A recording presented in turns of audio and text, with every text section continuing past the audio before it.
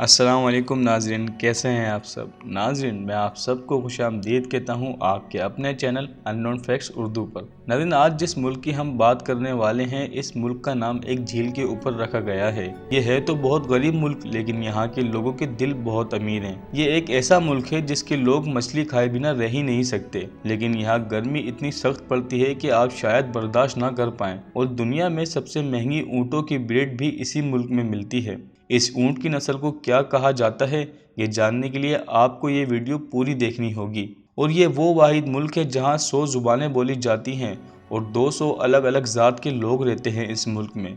इस मुल्क के नेशनल पार्क में आपको कई ऐसे जानवर देखने को मिलेंगे जो आपने किसी और मुल्क में नहीं देखे होंगे। इसी मुल्क के रेगिस्तान की रेत आपको वाइट देखने को मिलेगी। जी दोस्तों, रेगिस्तान की रेत ब्राउन होती है, लेकिन इस मुल्क की थोड़ी सी बात अलग है।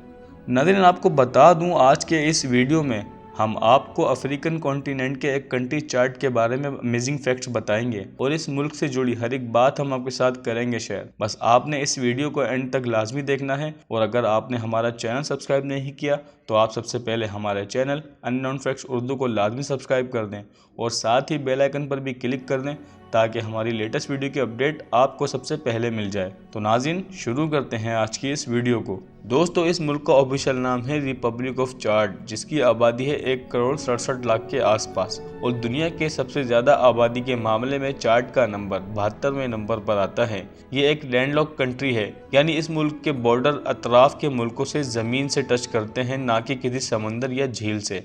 और दोस्तों, बाकी अफ्रीकी मुल्क की तरह ये भी रूरल कंट्री है, जहाँ 24% लोग शहरों में रहते हैं और बाकी 76% लोग गाँव में रिहाइश पजीर हैं। और मुल्क की कौमी जुबान अरबी और फ्रेंच है। और इस मुल्क में भी आपको ऑलमोस्ट मुस्लिम ही देखने को मिलेंगे, लेकिन मुस्लिम के बाद अगर किसी और मजहब के लोग भारी तादाद में आपको इस मुल्क में देखने को मिलेंगे, वो हैं क्रिश्चियन।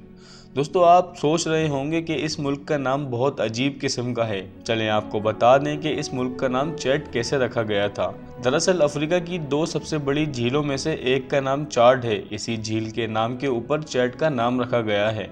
दोस्तों, चैड का शुमार दुनिया के निहायत ही गरीब मुल्कों में किया जाता है और इसकी गरीबी का अंदाज़ा आप इस हकीकत से लगा सकते हैं कि इस मुल्क की कुल आबादी में से 80% लोग तो गरीबी के नीचे रहते हैं। मतलब कि इतने गरीब हैं कि इनकी औसत कमाई एक दिन की $1 भी नहीं है।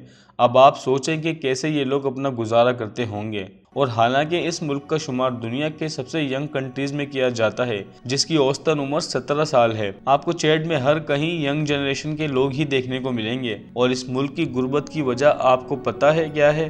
दोस्तों, इसकी जो सबसे बड़ी वजह है गुर्बत की, वो ये है कि इस मुल्क में होने वाली करप्शन जो बहुत बड़े लेवल पर की जाती है। जी दोस्तों, चैड में ऐसा कोई काम नहीं है जो पैसे के बिना ना हो। आपको हर काम के लिए इस मुल्क में रिश्वत देना लाजमी है, नहीं तो आपका काम नहीं होगा। इवन आप बड़े से बड़े क्राइम भी पैसे देकर करवा सकते हैं। और बड़े बड़े अफसरान भी इस बात का भरपूर फायदा उठाते हैं और रच के करप्शन करते हैं। इसीलिए तो यहाँ किसी को भी किसी का खौफ नहीं है। और यही वजह है कि इस मुल्क का क्राइम रेट भी आसमान छू रहा है। यहाँ रात के वक्त इस मुल्क में कोई बाहर नहीं निकलता। इस मुल्क में रात को निकलना यानी मौत को दावत देने के बराबर है।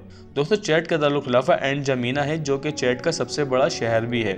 इस शहर से नमक और खजूर का बड़े लेवल पर काम किया जाता है और साथ ही गोश्त, मछली और कॉटन की बहुत बड़ी इंडस्ट्रीज हैं इस शहर में। यह शहर चैड की इकोनॉमी का भी खास ख्याल रखता है। आपको इस शहर में एक से बढ़कर एक तारीखी इमारतें देखने को मिलेंगी, जो कि देखने से ही आपको पिछले दौर में ले जाएंगी। और इसी शहर में आपको अफ्रीकी लोगों की रिवायतें और उनका रहना सहना भी देखने को मिलेगा कि किस तरह के माहौल में ये लोग रहते हैं। एंड जमीना का हाल बाकी चैड के शहरों से बहुत अच्छा है। आपको यहाँ रोड साफ सुथरे देखने को मिलेंगे और सफाई का भी खास ख्याल रखा जाता है इस शहर में। और यहाँ जो आपको लोग मिलेंगे वो आपसे अच्छे से पेश आएंगे। आपका कभी चैड मुल्क जाना हो तो आप सबसे पहले एंड जमीना का ही विजिट कीजिएगा। यहाँ घूमने में कोई खतरा भी नहीं है। इस शहर में कई ऐसे नाइट क्लब हैं जहाँ आप जम के पार्टी कर सकते हैं। मेरा आपके लिए यही सजेशन है कि आपका कभी चैड जाना हो तो आप अपने सफ़र का आगाज़ इसी शहर से कीजिएगा।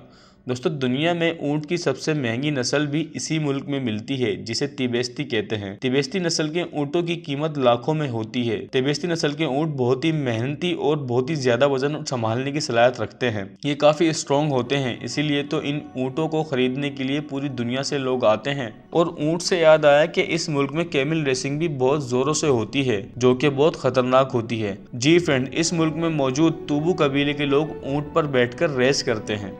दोस्तों चाड को the Babel tower of the world भी कहा जाता है। ऐसा इसलिए क्योंकि इस मुल्क में 100 से ज़्यादा ज़ुबानें बोली जाती हैं और 200 से ज़्यादा अलग अलग ज़ात के लोग रहते हैं इस मुल्क में।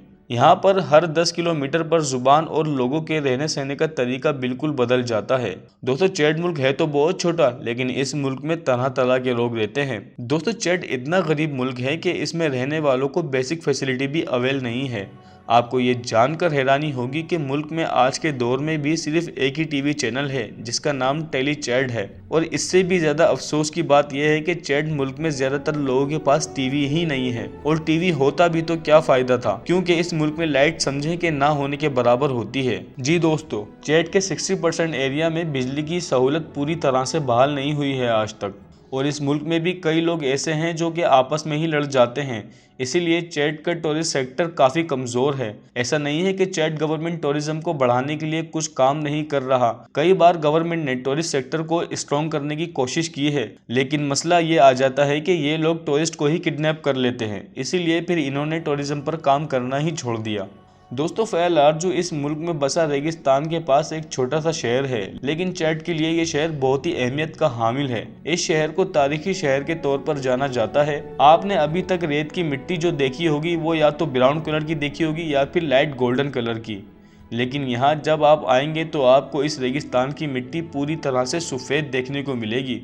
और इस रेगिस्तान में आप चल नहीं सकते, तो इसीलिए आपको ऊंट पर सवार होकर जाना होगा इस रेगिस्तान का विजिट करने के लिए। दिन के वक्त तो आप इस जगह पर नहीं घूम सकते, क्योंकि आपको गर्मी से चक्कर आना शुरू हो जाएगा, लेकिन सूरज ढलते ही यहाँ का मौसम ठंडा हो जाता है। तो आप भी इस फैल आरजू शहर का विजिट शाम के समय ही कीजिएगा। नाज़रीन उम्मीद है आपको ये वीडियो पसंद आई होगी। अगर ये आपको वीडियो पसंद आई तो इसे लाइक करें, अपने चाहने वालों के साथ शेयर करें और हमें कमेंट बॉक्स में बताएं कि आप किस शहर और किस कंट्री के बारे में जानना चाहते हैं। हम उस पर वीडियो लाजमी बनाएंगे। अब मिलते हैं ऐसी कोई दिलचस्प वीडियो में, तब तक के लिए अल्लाह हाफिज़।